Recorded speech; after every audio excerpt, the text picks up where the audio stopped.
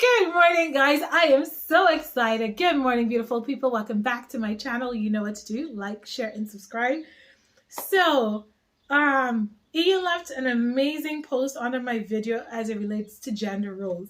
And we got into it this morning. So we were like, listen, we need to put this on the channel so we can have a conversation about it and spark the dialogue actually and see it from a different perspective. I'm West Indian, Iain is British. I'm black, he's white. Can you tell? Black and white. And just how we both view things and do things differently. So Iain, where do you want to start with the conversation? Shall I start? Do you want to start with the comment? Yeah. From Ryan's comment. Yeah, so obviously I was inspired by Ryan's comment. Yeah. And it was very interesting, and I guess from my point of view, I think the discussion over traditional gender roles, about men being the provider, women being the stay-at-home nurturer, I feel that it's more nuanced than that. Mm-hmm. I feel that you can have a emotional head of the house being the man, but that's all about mutual respect and love between partners in terms of character. I think we have to be careful where there is a very high expectation. I've said this in my comment. There's a very high expectation of a man being an economic provider, and that that pressure to deliver provision into a household in a monetary way can lead to mental health issues, and we see this time and time again in this modern society. Mm-hmm. And those pressures are added to through that classic social media bubble and prism. So my view is that, and this is why we got into it, was because of personal experiences. Mm-hmm. For those that don't know me, I'm what you could say is a gentle soul. I have a very old-fashioned view of the relationship between a man and a woman. Mm-hmm. When they are trying to build something. I find that the age of chivalry hasn't died in me. That those values of courtesy, there's little things, opening a door, a car door, a door into a building or out of a building for a woman, those are important. Of showing a woman to a table when you're going out for dinner, mm-hmm. of standing when they go to the restroom, of waiting for them to be seated until that. But in addition to that, I'm very much of the mind that a man can be equal in terms of domestic responsibilities. And it was something interesting that you said, mm-hmm. about another friend of yours, Kat, who said about, a woman. Should I explain. So I think where the point of contention arose was at the fact, and it wasn't really a point of contention. I was just saying that my friend Kat said something, and I thought what her views were so pertinent, but she was afraid to comment in the actual comment box below the video because obviously, some people just message me privately with their views and their comments, but they don't do it publicly. And she said that she agreed with the position that the men had to be the overall provider because women provide so much to the family. And I agreed with that. She's like, women are the emotional providers in the family, and that's true. Like with the children and the husband and everything else. And you spoke about pressure just now on the male. But don't you think there is an undue pressure on women as well? More so than men. So for example, when I say that, so like if you're in the household as a woman, you have to be mom, wife,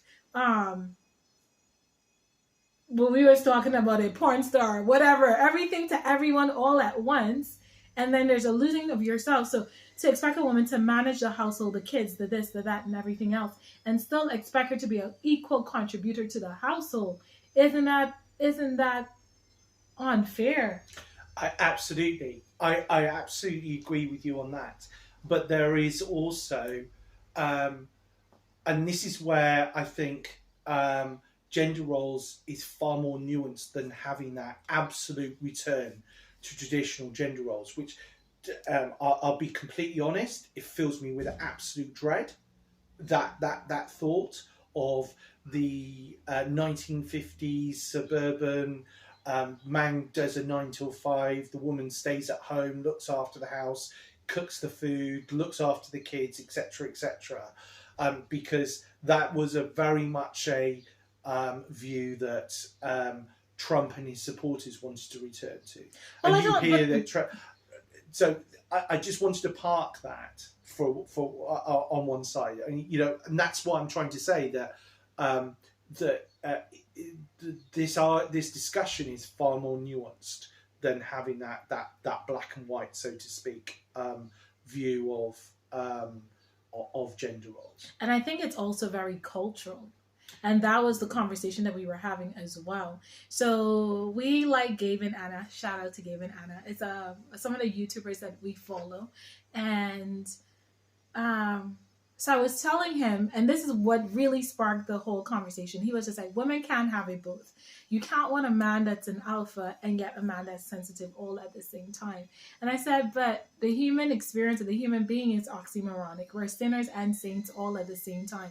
We want what we want without understanding. So the conversation sparked at putting your foot down and not letting a woman take advantage of you if you're the man in the house. Obviously, a relationship takes compromise, and both parties have to be willing to mold and bend into shape.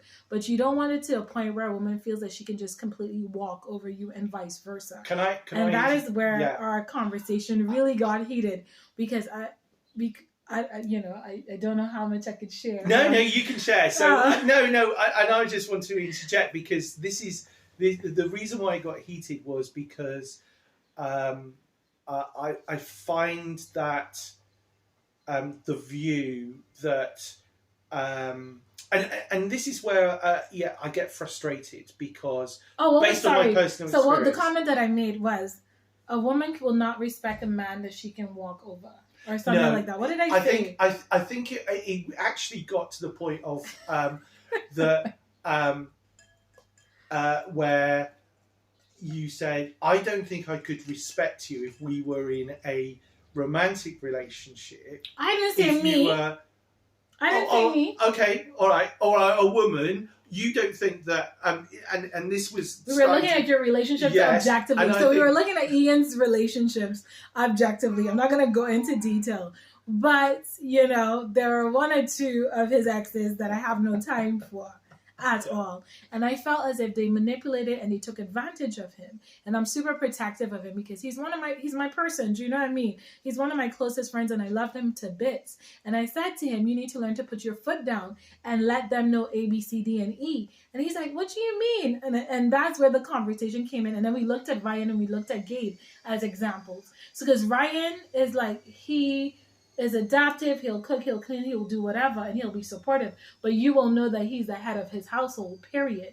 And I said, a woman would love a man. And I can only speak, again, not all women, I can only speak from my experience, my cultural upbringing, and what's not. You would love a man to bits who is domesticated, but I don't know if you would respect him as the alpha if you felt like he can't protect you or provide. And that's where the conversation went. And I think we had a bit of a eureka moment, because as you said, it's a cultural thing. Yeah. And I think in white Western European culture and societies, an alpha male is deemed to be someone who is physically aggressive, who if someone gets into his face, will stand up with him with fists. And I think that's genuinely the issue in America as well. you know, you mess with me, I'll pull my gun, for example. I think where we got that eureka moment was identifying that this is much more of a cultural thing. So we identified other male role models that we know. We highlighted our friend Ryan. We highlighted Gabe's from Gabe and Hannah, of black men who have that cultural upbringing to see that an alpha male can be quiet but firm. Yeah. It's that unassuming firmness. And we spoke about Peter as well, Cam and Peter. Yes, and I think how Peter is quiet, but he has a presence about him. I do. So you know, like, to this point and no further. And I think the difference very much is that cultural socialization, and the difference there is between African American and Caribbean cultures, and that white European. White European men, you're either a beta male who is quiet, unassuming, gentle, and would probably fall over if you blew on him. And the alpha male who is that very aggressive, in your face. So do you think culturally there's no place where the both coexist and merge into one? So this is where, when Ryan was like, I'm not a feminist, I may believe in feminist views, and I disagree with that, because my feminism is not based on a Western ideological perspective of feminism. Do you see what I mean? Can I just say, Ryan, you need to read Chimamanda Adichie's essay, Why We Should All Be Feminists. I can give you it if you want. But then it boils back to perspectives of feminism, because if we're honest, the feminist movement here was not about the equality of women, black, white, or brown. It was about the equality of rich white women wanting to ascertain the assets of their deceased or late husbands. They wanted the right to own their husband's assets. And it wasn't even about poor women either. Do you know what I mean? It was a social class movement. And if you look at the suffragettes movement, that's what it was about. So let's not pretend that, women's movement or feminism, the birthing of feminism here, factored in women that looked like me or came from my background. It didn't. Or even from, if you bring in classing, from any element of the working class. Yeah, or any woman, any element. That's what I was saying. It was a class thing. And that's what I said in this country. Racism is always different in this country, because racism is not necessarily based on the color of the skin, but it's always based on class. And class in itself was divided as it related to wealth. And who owned the wealth? The wealthy slave owners and the powers that be. I want to say shout out to the Queen. I love you. I'm an anti-monarchist, but I love the Queen. No offense. Anyway, sidebar. So going back to the whole concept of women respect, like gender roles and stuff like that, I think it's really, like you're saying, it's nuanced and it's individualistic, and it's subjective to the individual couples and where they're at. I think that there can be principles laid down for all couples with regard to this. I don't think it's necessarily individualistic, and because I think that becomes too nuanced, so to speak. I just think that the whole debate about traditional gender roles or gender roles per se is something that goes far deeper than having man a monetary provider, but allowing the man to have to be provider on an emotional level. But men are providers on all levels. Do you know what I mean? I disagree with that. So I think based on that model, when I say men are providers on all levels, as the provider and the protector, your job as the male is to ensure the security of your family. Do you understand? Absolutely. And the reason why we say finance is because finance secures the safety of your family. Absolutely. As it relates to the home and Absolutely. their upbringing and their education absolutely. and all of that. But also it is your job to make sure that your children are emotionally safe, not just physically safe. So for me, when I say the man is the provider, I'm looking at all facets of safety. Emotional safety, physical safety, financial safety, because the dad is to be, and it ties into the concept of the protector for me. But again, and forgive me for having this from a UK point of view. Yeah. I think emotional safety or emotional support has traditionally been left to the woman because of their stay at home. And which and not again, so then it comes back to the argument that what Kat said, that women are usually the emotional providers in the home. And so it's hard to then have to expend all of that energy and give so much of yourself to then have to worry about how we gonna pay these bills now. I know. If I'm taking away that burden from you as dad, do you know what I mean? If I'm managing everything else and all you have to manage is like make sure that we have a roof over our heads and something to eat, I will make sure that everything runs the way that it's supposed to. But do you think that's relegating a man's influence on an emotional? No, because you're still provider, you're still protector. It's just a difference because the burden. But so I feel like we have this conversation all the time where different is still equal. Do you see what I'm saying?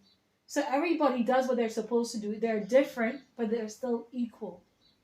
Yeah. So, I've always said that. So exactly. So that's what I'm saying. That's a conversation that we always have. So that is it. So if daddy is coming home and he's ensuring of the safety of the family, and mom is ensuring the nurturing element of the family, they're both doing what they're supposed to do, but equally. And again, I could only speak from my experience. In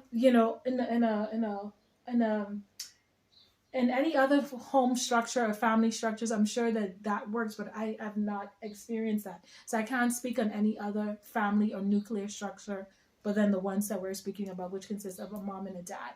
And I know that families are multifaceted and there's different structures and all of that is fine, but I'm only speaking from this experience, and I just feel like we need to qualify because I'm not saying that any other family structure isn't right. We're just speaking about traditional structures at the moment. But looking at your mom and dad, how was the structure in your household? Now you see, when we were very young, until I was 9, my dad was away for most of the week because he was a long distance lorry driver. Okay. So he would be sleeping 2 or 3. He would be gone early on the morning of Mondays, and he wouldn't be back till Friday lunchtime. Okay. So would you say that you saw gender roles in your household?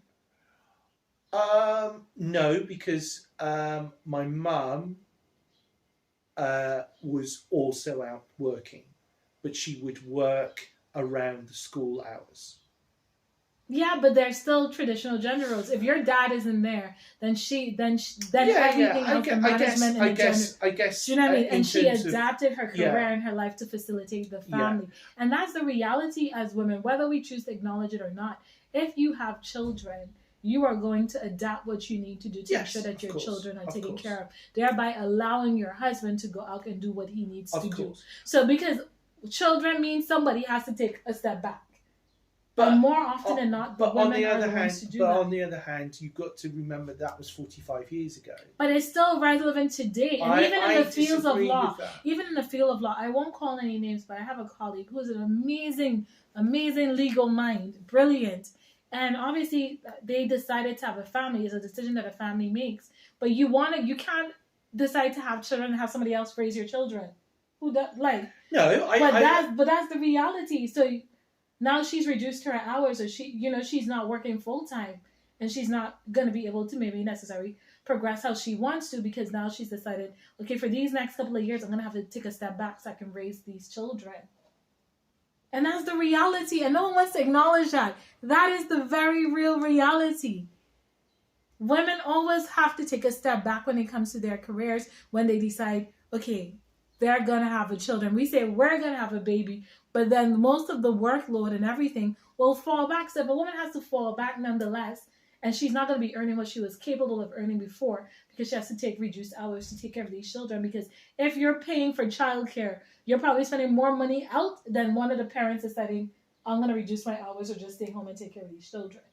Do you see what I mean? Yeah, I get that, and I understand that. But there is also an argument and an element to have much more of a balance with that. And my point about seeing a traditional gender role when I was growing up, being 45 years ago, is that we now have, particularly in the UK, I can't comment on any other nation state or area or what have you. But over the last 25 years, there has been a real move to equalise the opportunities in terms of ensuring that a family unit can be still economically viable, whilst allowing both parents to contribute, albeit at a reduced rate. Which I'm not against. And the UK has done an amazing job in leading that industry. Do you know what I mean? But working in the Caribbean, where women still get 3 months maternity leave. When I was working in the Caribbean, one of my colleagues, her mom literally brought her baby in so she can breastfeed him and then take him. Do you know what I mean? Men don't have to worry about that. That's the reality. When you're working in chambers as a barrister, women still don't get maternity pay in the legal sector. Do you know what I mean? You do not get maternity pay if you're a barrister. And all your clients that you've worked for in chambers can be given to your male counterparts. So when you're coming back now, it's like you're starting from ground zero yet again. It's a very real thing. So when women say, like, don't count my money. If you want children, you need to be fully aware that I'm not going to be able to earn. And even the pensions penalize us for having children and taking time off.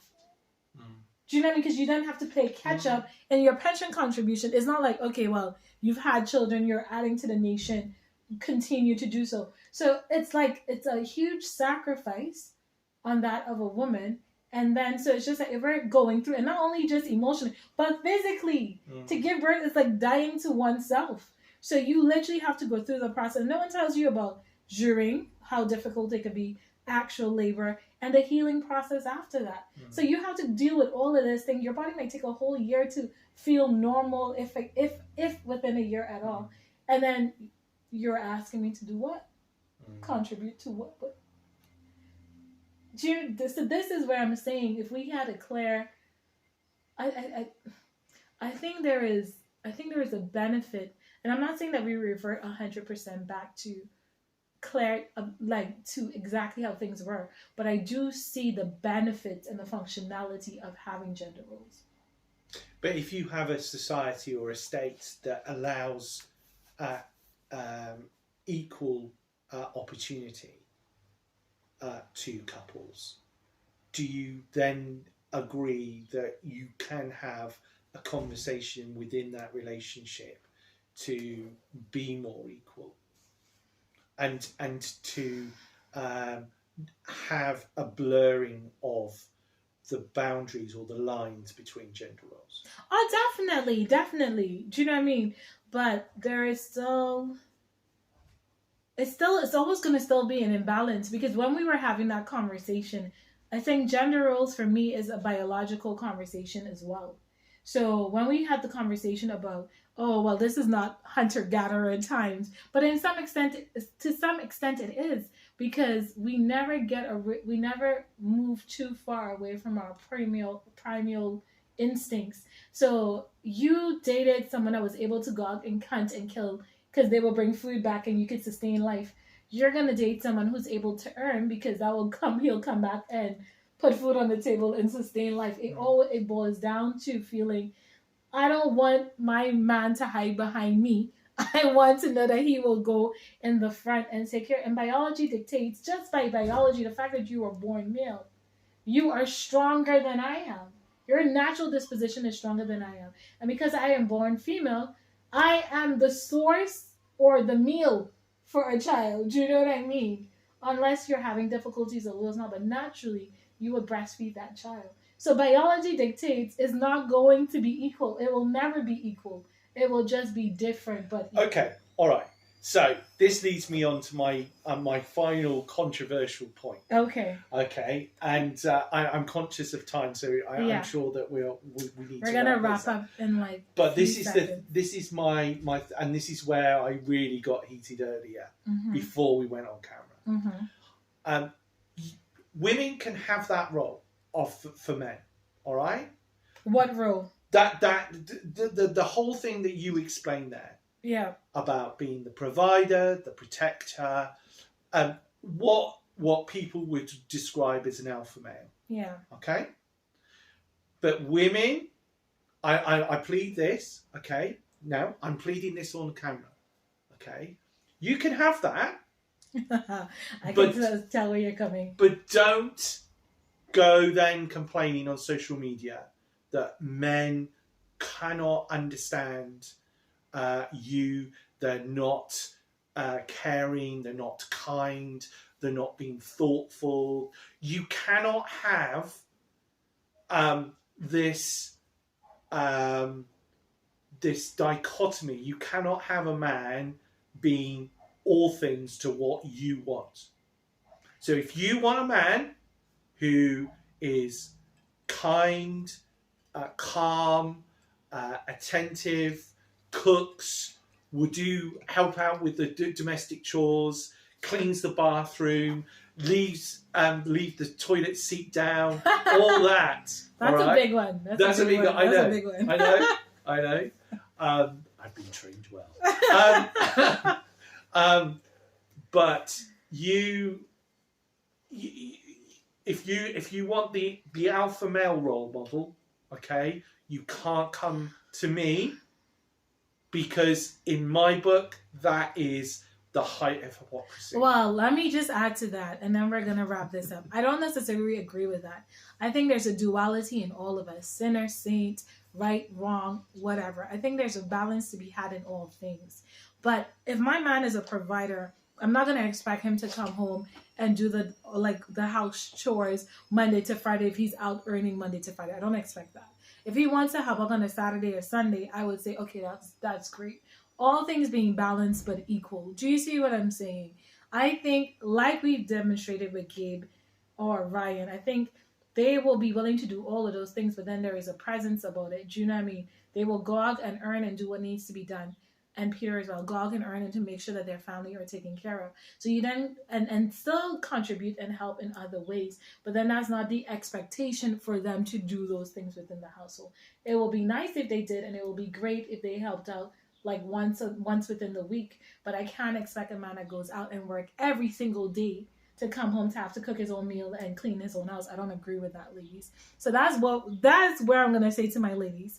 If you want a man who is a provider, then be the woman that maintains and manages the household. You cannot be lazy and don't cook, clean, wash, do nothing. Just want to sit down, look pretty and look cute, and then expect this man to be happy with you. It doesn't work that way. It does not work that way. So don't you think that's fair? That's a fair point. So like if he likes his bathwater ran and this man is working hard, go upstairs and run his bathwater. It's not a conversation. So, Iain and I, thank you so much for coming out to my platform. Let us know what you think about this. And listen, don't be afraid to comment below. Please do. It shows engagement. It shows that you're liking the content. It's showing that we're doing a good job. You know what to do, people. Let's get me to 100. Why have I not gotten 100 subs as yet? Why? Come on. Anyhow, like, share, and subscribe, and tell a friend to do what? Come on with it. Thank you so much, and hopefully we'll continue to have these kind of dialogues. All right then, bye.